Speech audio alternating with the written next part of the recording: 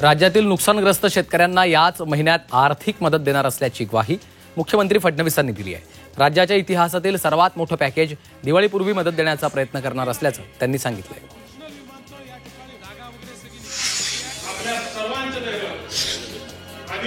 स्थानिक स्वराज्य संस्थांच्या निवडणुका दिवाळीनंतर कधीही लागू शकतील असं वक्तव्य उपमुख्यमंत्री एकनाथ शिंदेंनी केलं।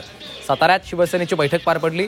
यामध्ये एकनाथ शिंदे यांनी पदाधिकाऱ्यांना मार्गदर्शन केलेलं आहे।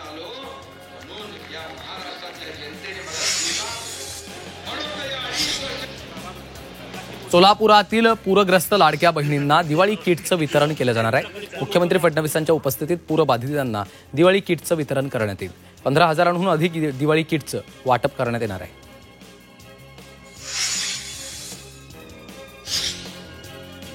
बीड जिल्हा कारागृहातील कैद्यांच्या धर्मांतर प्रकरणात वादग्रस्त ठरलेल्या कारागृह अधीक्षक पेट्रस गायकवाडची अखेर उचलबांगडी करण्यात आली।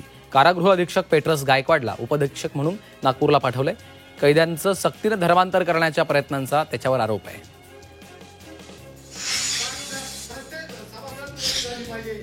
बीड नगरपालिका निवडणुकीमध्ये मित्रपक्ष सरसावले। गेल्या लोकसभा आणि विधानसभा निवडणुकीत डीपीआय हा पक्ष राष्ट्रवादी शरद पवार पक्षासोबत मित्रपक्ष म्हणून सोबत राहिला होता। आता बीडचं नगराध्यक्षपद अनुसूचित जातीच्या महिला उमेदवारासाठी राखीव आहे।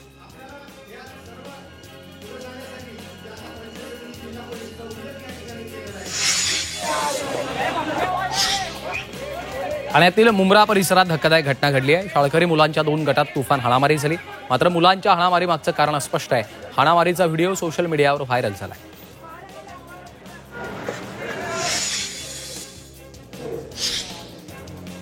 शिष्टमंडळातल्या सर्व नेत्यांची वायबी चव्हाण सेंटर इथं बैठक झालेली आहे। बैठकीत उद्धव ठाकरे, राज ठाकरे, बाळासाहेब थोरात, जयंत पाटील, जितेंद्र आव्हाड यांच्यासह इतर नेते सहभागी होते।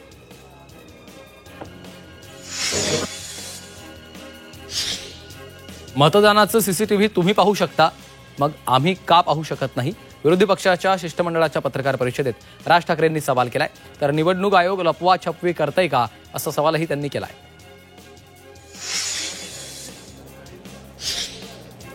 गायब झालेल्या नावांबाबत आयोगच अनभिज्ञ आहे, मग हे सर्व कोण करतंय? पत्रकार परिषदेत राज ठाकरेंनी सवाल केला। तर देशात पहिल्यांदाच निवडणुका होत नाहीयेत असंही त्यांनी म्हटलंय।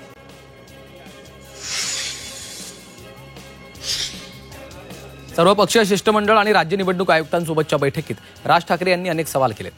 80-90 हजार मतांनी जिंकणारे बाळासाहेब थोरात पडले कसे असा प्रश्न त्यांनी आयुक्तांना केलाय।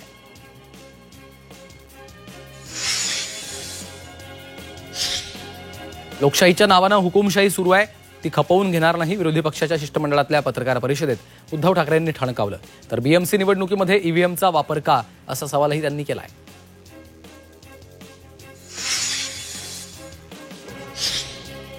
मतदार याद्यांमध्ये मोठा घोळ झालेला आहे। विरोधी पक्षाच्या शिष्टमंडळाच्या पत्रकार परिषदेत जयंत पाटलांनी आरोप केला। मतदार याद्यांमधील चुका दाखवल्या, चुका दुरुस्त करण्याचं आश्वासन मिळालंय असं त्यांनी म्हटलंय।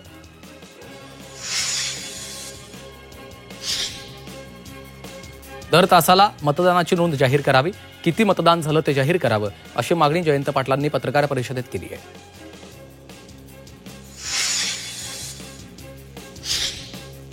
निवडणूक आयोगाचा मीडिया भाजपचा माणूस हाताळतो असा गंभीर आरोप काँग्रेस नेते विजय वडेट्टीवार यांनी केलाय। देवांग दवे हे राजकीय पक्षाचे पदाधिकारी असल्याचं वडेट्टीवारांनी म्हटलंय।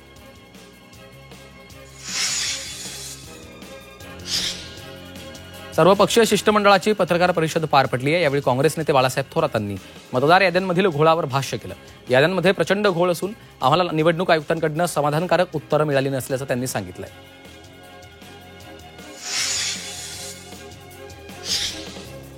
सर्वपक्षीय शिष्टमंडळाची राज्य निवडणूक आयुक्तांसोबत बैठक झाली। या बैठकीत जितेंद्र आव्हाड उपस्थित होते। ठाण्यामध्ये एका पक्षाला हवी तशी वॉर्ड रचना आहे असं म्हणत यावेळी आव्हाडांनी नाव न घेता शिंदेंवर आरोप केलाय।